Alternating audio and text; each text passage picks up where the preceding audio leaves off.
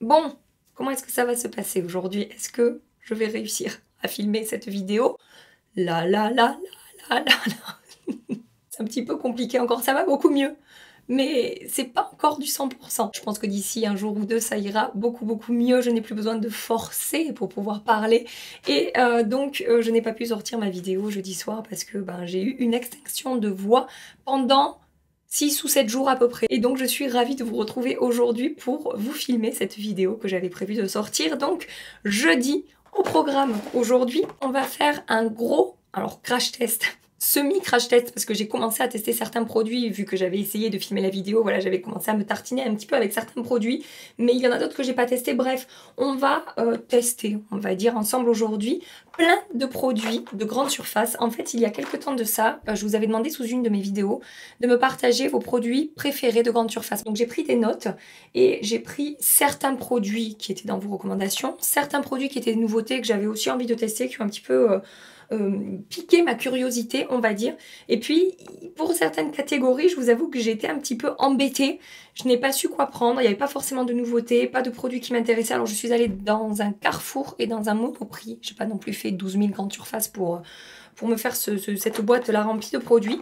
Mais voilà, j'ai quand même de quoi réaliser un maquillage complet. Et j'espère qu'on va trouver de jolies choses aujourd'hui, qu'on va découvrir de très jolis produits ensemble. Laissez-moi me rapprocher de vous, m'attacher mes cheveux qui sont encore complètement mouillés. Sachez que, encore une fois, c'est pas comme si c'était la première fois, je ne suis pas coiffée. Hein, voilà, je me suis shampouinée ce matin et puis je me suis dit que ben, j'allais attendre que mes cheveux sèchent comme ça. Alors, je vais commencer par le maquillage des yeux. J'ai déjà appliqué une base parce que je n'ai pas trouvé de base d'ombre à paupières là où je suis allée faire mes petites courses. Et comme ombre à paupières, vous savez, en ce moment, j'adore utiliser des ombres scintillantes, pailletées, des ombres qui se suffisent à elles-mêmes en fait. Et j'avais envie de vous dégoter un truc comme ça. Et alors, j'ai passé 2 heures à faire le tour des stands, à essayer de trouver un truc, et j'ai galéré. Alors, je suis repartie avec une ombre mono comme ça de L'Oréal. Ça s'appelle la Pure Pigmented Color. Le nom de la teinte n'est pas écrit, mais c'est un champagne un petit peu glacé comme ça. Et je me suis dit que peut-être ça serait joli sur la paupière. Alors, pour l'avoir déjà testé une fois, du coup. Bon, c'est pas la découverte du siècle, hein, pour être honnête avec vous. À ce prix-là, vous avez des ombres mono Sephora Collection qui sont absolument sublimes, pailletées, métallisées, scintillantes et tout. J'ai jamais trouvé d'ombre à paupières en grande surface qui m'ont... en grande surface. J'ai dit en grande surface ou j'ai dit en grande surface? Je sais pas. Je vous préviens, c'est compliqué cette semaine. Hein, ça a été laborieux, laborieux. Et je crois que mon cerveau ne s'est toujours pas remis hein, de tout ce que j'ai vécu cette semaine. Donc, je vous disais, voilà, je n'ai pas non plus tout testé en grande surface, mais jusque-là, je n'ai jamais rien trouvé de produits pour lesquels j'ai eu un coup de cœur. Alors après, il y a des palettes qui sont tout à fait correctes. Hein. Vous avez chez Rimmel plein de palettes qui sont des dupes, des... C'est pas moche, hein, mais c'est très, très, très, très, très classique. On est sur une ombre irisée, pas tout à fait métallisée. On a un petit peu de lumière, mais c'est pas non plus hyper, hyper lumineux.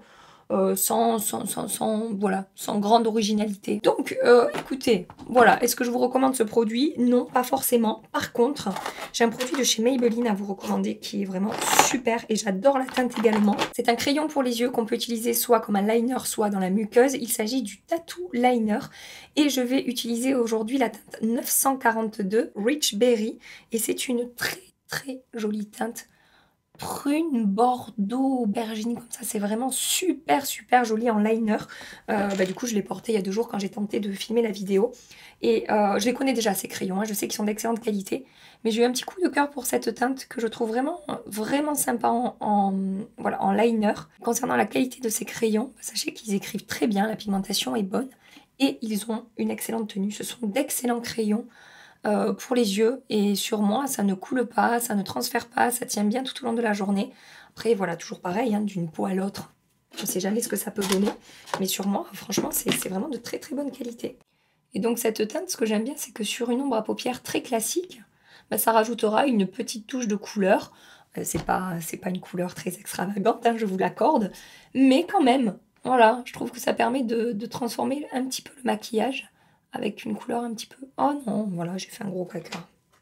C'est ça aussi, je suis à 12 mètres de mon miroir. forcément je fais n'importe quoi. Ce que vous pouvez faire aussi qui peut être sympa, que je vais pas faire aujourd'hui, parce que j'ai la flemme. Oui, j'ai la flemme, tout à fait. C'est que vous pouvez un petit peu fumer les bords du trait comme ça de crayon pour avoir un rendu un petit peu plus smoké. Ça peut être sympa aussi. Est-ce que vous allez capter les mots qui sortent pas de ma bouche? J'espère que oui quand même. Hein. J'espère que je vais pas encore filmer une vidéo pour rien. Regardez-moi cette jolie couleur. Je trouve ça vraiment très très sympa. Bon, mon trait n'est pas parfait parce que j'étais loin de mon miroir et j'ai fait un peu... Voilà, j'ai pas été très très précise.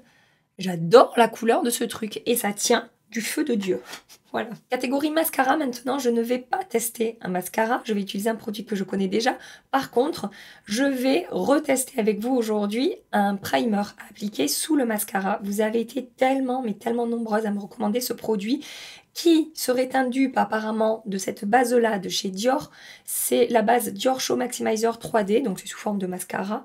Et c'est blanc comme ça, et ça apporte du volume, de la définition. Ça apporte vraiment un effet supplémentaire aussi avant d'appliquer le mascara. Et donc, je n'ai eu que des retours positifs sur ce produit. Et je me suis dit qu'il était temps que je teste. Donc, bah, même chose, hein, ça se présente sous forme de mascara, à part que c'est tout blanc, le produit est blanc, la brosse est blanche.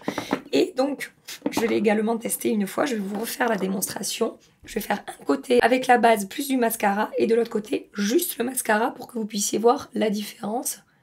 Et je ne vais pas vous spoiler tout de suite. Je vais vous laisser voir le résultat. Je vous dis pas si c'est positif ou négatif.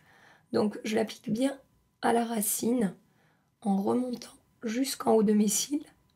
J'imagine qu'il y a un côté soin également dans cette base-là. Mais les retours surtout que vous m'avez fait, moi, c'est que vraiment ça apporte quelque chose en plus sous le mascara. On a beaucoup plus de volume et de longueur quand on utilise ce produit. Et comme mascara, je vais utiliser le Lash Paradise, toujours de chez L'Oréal, qui fait partie de mes mascaras préférés de grande surface et de toute ma collection.